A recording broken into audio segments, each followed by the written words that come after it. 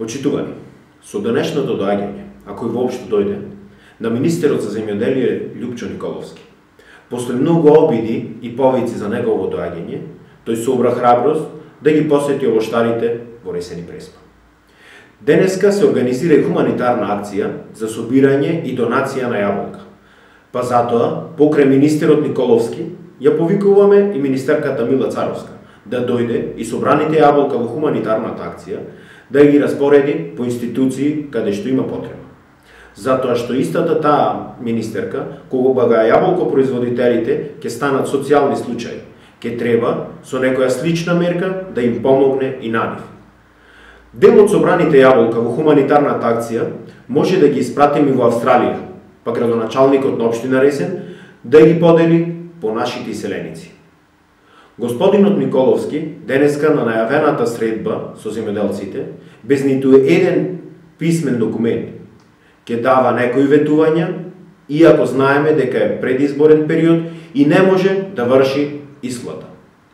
Во претходниот период, во повеќе наврати, министерот Николовски беше прозван да одговори на голем број барања од страна на иницијативниот одбор, кој ги представува сите земјоделци од Преспа.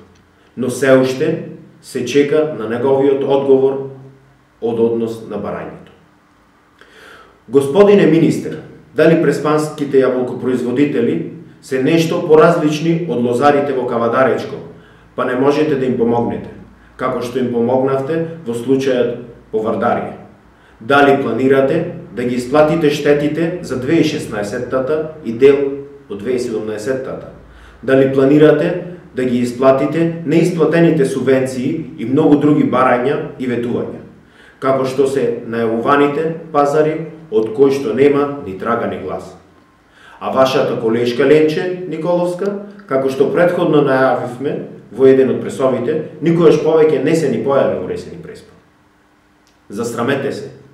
Немојте да манипулирате со чувствата и емоциите на земјоделците. И ако имате некакво конкретно решение, решете го проблемот и помогнете им на јаболкопроизводителите, бидејќи се сомневаме дека ќе излезете со конкретно решение за решавање на овој проблем. Ова ќе биде уште една голема предизборна лага, бидејќи знаеме дека сега е предизборен период и не можете ништо конкретно да им помогнете на земјоделците. Ситуацијата во Преспа никогаш не била полоша и поочајна.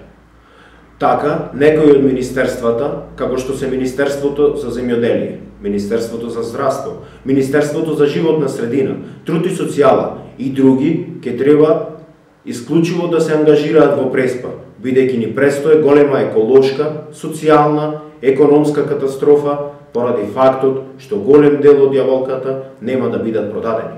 Ви благодарам.